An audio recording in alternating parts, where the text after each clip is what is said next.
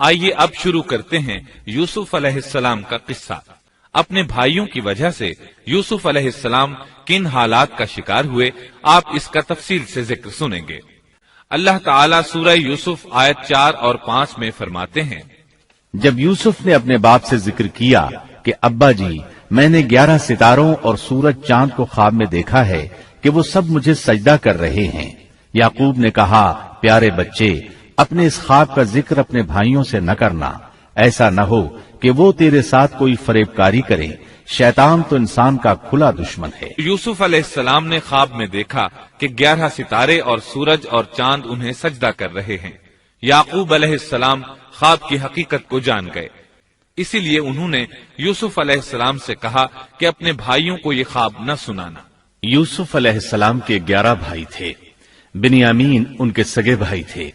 حقیقی بھائی ان سے حسد نہیں کرتا تھا، باقی سب ان سے حسد کرتے تھے، اور اس حسد کی وجہ یہ تھی کہ یعقوب علیہ السلام ان سے والہانہ محبت کرتے تھے۔ محبت میں کمی بیشی کوئی بری چیز نہیں، البتہ نبی کریم صلی اللہ علیہ وسلم نے فرمایا، ان میں عدل سے ضرور کام لیں۔ غرض یعقوب علیہ السلام کو ان دونوں سے زیادہ محبت تھی، ان کا دل ان کی طرف زیادہ مائل تھا، یہاں تک کہ لمحہ بھر بھی انہیں نظروں سے اوجھل نہیں کرتے تھے۔ یوسف علیہ السلام کے بھائی جب کھیل کے لیے نکلتے تو یعقوب علیہ السلام فرماتے، یوسف کو یہیں چھوڑ دو، گویا ہر وقت ان کا پہرا دیتے تھے۔ یوسف کے بھائیوں نے کہا کہ ہمارا باپ یوسف اور اس کے بھائی سے زیادہ محبت کیوں کرتا ہے، جبکہ ہم ایک جماعت ہیں۔ اپنے باپ کے اس عمل پر اعتراض کیا، اور یقیناً یہ ایک بہت برا گمان تھا۔ ضلال کا معنی گمراہی ہوتا ہے، لیکن کبھی خطا پر بھی بولا جاتا ہے، اور انہوں نے باہمی مشورہ کیا اور سوچ بچار کے بعد یوسف علیہ السلام کے قتل کی تجویز طے ہوئی۔ اللہ تعالیٰ آیت 9 میں فرماتے ہیں، یوسف کو تو مار ہی ڈالو یا اسے کسی نامعلوم جگہ پھینک دو کہ تمہارے والد کا رخ صرف تمہاری طرف ہی ہو جائے، اس کے بعد تم نیک ہو جانا۔ مطلب یہ کہ وہ آپس میں کہنے لگے، یوسف کو قتل کر دو۔ اس پر بڑے بھائی یہودا نے مداخلت کی اور کہا، قتل بہت سنگین جرم ہے۔ اس پر وہ بولے، تب پھر اسے کہیں غائب کر دو تاکہ باپ کی توجہ تمہاری طرف ہو جائے اور یوسف والی رکاوٹ ختم ہو جائے۔ دیکھیے کیسی سوچ ہے، پہلے برائی کریں گے، پھر توبہ کریں گے اور نیک بن جائیں گے۔ بھلا کیا ایسا آدمی جو برائی اس نیت سے کرتا ہے بعد میں توبہ کر لے گا، کیا اس کی توبہ قبول ہوگی؟ علماء فرماتے ہیں، توبہ کا دروازہ کھلا ہے۔ اللہ تعالیٰ رات کے وقت صدا دیتا ہے کہ دن کو برائی کرنے والے توبہ کر لے، اور دن کو آواز دیتا ہے رات کو برائی کرنے والے توبہ کر لے۔ کوئی توبہ کا دروازہ بند نہیں کر سکتا، یہاں تک کہ انسان جتنی بار بھی گناہ کر کے توبہ کرے، اللہ قبول کرتا ہے۔ اس لیے اللہ نے ان کی توبہ قبول کر لی۔ تاہم اس بات سے ڈرنا چاہیے کہ اگر گناہ کرنے کے بعد توبہ کا موقع ہی نہ ملے اور موت آ لے تو کیا ہوگا؟ یہ بات نہایت ہی خوفناک ہے کہ توبہ کا موقع ہی نہ ملے۔ اللہ تعالیٰ آیت نمبر 10 میں فرماتے ہیں، ان میں سے ایک نے کہا، یوسف کو قتل تو نہ کرو، بلکہ اسے کسی اندھے کنویں کی تہ میں ڈالاؤ کہ اسے کوئی آتا جاتا قافلہ اٹھا لے جائے، اگر تمہیں کرنا ہی ہے تو یوں کرو۔ یہودا نے انہیں قتل سے روکا اور کہا، قواسم کے راستے میں اموقی نام کا کنواں ہے، اسے اس میں ڈال دو، کوئی گزرتا ہوا قافلہ اسے اٹھا لے جائے گا۔ اس سے نجات ہی پانا چاہتے ہو تو یہ کام کرو۔ سب نے اس بات سے اتفاق کیا۔ اب اپنے باپ کے پاس گئے، باپ سے انہوں نے جو کہا آیت 11 اور 12 میں آتا ہے، انہوں نے کہا، ابا، آخر آپ یوسف کے بارے میں ہم پر اعتبار کیوں نہیں کرتے؟ ہم تو اس کے خیر خواہ ہیں، کل آپ ضرور اسے ہمارے ساتھ بھیج دیجئے کہ خوب کھائے پیے اور کھیلے، اور اس کی حفاظت کے ہم ذمہ دار ہیں۔ یعقوب علیہ السلام نے ان کی بات کے جواب میں جو کچھ کہا، آیت نمبر 13 اور 14 میں اس کا ذکر موجود ہے۔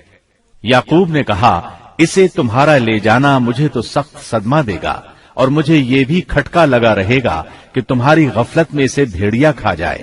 انہوں نے جواب دیا کہ ہم جیسی زوراور جماعت کی موجودگی میں بھی اگر اسے بھیڑیا کھا جائے تو ہم بالکل نکمے ہی ہوئے۔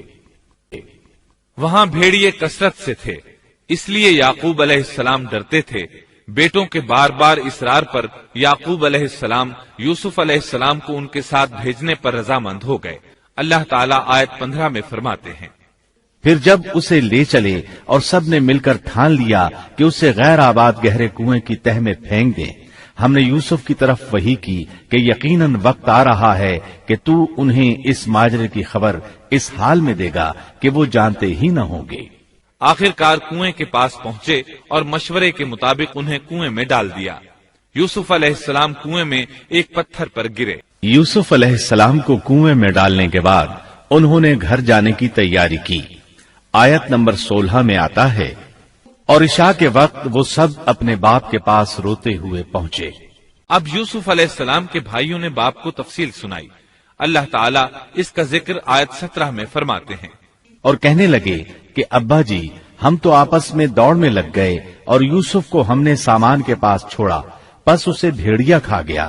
آپ تو ہماری بات نہیں مانیں گے، گو ہم بالکل سچے ہی ہوں۔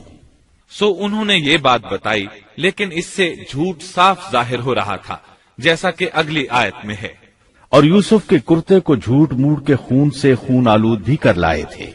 ابن عباس رضی اللہ عنہما فرماتے ہیں کہ انہوں نے بکری ذبح کی اور یوسف علیہ السلام کی قمیص پر اس کا خون مل لیا اور خون میں لت پت قمیص یعقوب علیہ السلام کے پاس لے آئے۔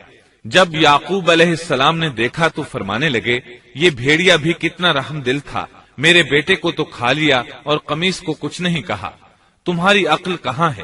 اس بات کا ذکر آیت 18 میں ہے۔ باپ نے کہا، یوں نہیں، بلکہ تم نے اپنے ہی دل سے ایک بات بنا لی ہے، پس صبر ہی بہتر ہے، اور تمہاری بنائی ہوئی باتوں پر اللہ ہی سے مدد کی طلب ہے۔ ادھر دوسری طرف کیا ہوا؟ آیت 19 میں اللہ فرماتے ہیں، اور ایک قافلہ آیا اور انہوں نے اپنے ایک پانی لانے والے کو بھیجا، اس نے اپنا ڈول لٹکا دیا اور کہنے لگا، واہ واہ، خوشی کی بات ہے، یہ تو ایک لڑکا ہے۔ انہوں نے اسے مال تجارت قرار دے کر چھپا دیا، اور اللہ اس سے باخبر تھا جو وہ کر رہے تھے۔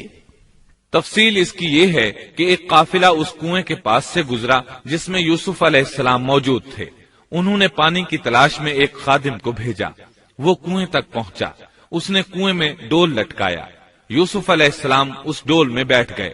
خادم نے ڈول نکالا تو اس میں ایک خوبصورت بچے کو دیکھا، مارے خوشی کے وہ پکار اٹھا، یہاں ایک لڑکا ہے۔ اس زمانے میں غلاموں اور لونڈیوں کی تجارت ہوتی تھی، انہیں خوف محسوس ہوا کہ کہیں یہ لڑکا ان سے چھن نہ جائے۔ اس خوف کے پیش نظر انہوں نے یوسف علیہ السلام کو چھپا لیا۔ یہ قافلہ مدائن سے مصر جا رہا تھا۔ جب یہ مصر پہنچے تو انہوں نے یوسف علیہ السلام کو معمولی قیمت میں فروخت کر دیا۔ ابن عباس رضی اللہ عنہما فرماتے ہیں کہ انہوں نے یوسف علیہ السلام کو صرف 20 درہم میں بیچ دیا، اور یہ نہایت معمولی قیمت تھی۔ آیت نمبر 21 میں ہے، مصر والوں میں سے جس نے اسے خریدا تھا اس نے اپنی بیوی سے کہا کہ اسے بہت عزت و احترام کے ساتھ رکھو، بہت ممکن ہے کہ یہ ہمیں فائدہ پہنچائے یا اسے ہم اپنا بیٹا ہی بنا لیں۔ یہ شخص مصر کا وزیر خزانہ تھا، بے اولاد تھا۔ اس نے سوچا شاید یہ لڑکا بڑا ہو کر اچھا انسان بنے، لہذا کیوں نہ ہم اسے بیٹا بنا لیں۔ اس طرح یوسف علیہ السلام وزیر خزانہ کے گھر پلے بڑھے۔ وزیر خزانہ عزیز مصر کہلاتا تھا۔ عزیز نے آپ کو بیٹوں کی طرح رکھا۔ آپ کچھ بڑے ہوئے تو شاہی محل کی دیکھ بھال آپ کے ذمہ لگا دی گئی، شاہی محل کے تمام اختیارات آپ کے سپرد کر دیے گئے۔ اللہ تعالیٰ آیت 21 اور 22 میں فرماتے ہیں، یوں ہم نے مصر کی سرزمین میں یوسف کا قدم جما دیا کہ ہم اسے خواب کی تعبیر کا کچھ علم سکھا دیں۔ اللہ اپنے ارادے پر غالب ہے، لیکن اکثر لوگ بے علم ہوتے ہیں۔ اور جب یوسف پختگی کی عمر کو پہنچ گئے تو ہم نے اسے قوت فیصلہ اور علم دیا۔ ہم نیک کاروں کو اسی طرح بدلہ دیتے ہیں۔ یوسف علیہ السلام بہت پاکیزہ اور توحید والے ماحول میں پروان چڑھے۔ گھر کا سارا انتظام انہی کے ہاتھ میں تھا۔ آپ بہت بصیرت اور سوجھ بوجھ سے گھر کا نظام چلا رہے تھے۔ ابھی عزیز مصر کی بیوی نے آپ کو گمراہ کرنے کی کوشش نہیں کی تھی۔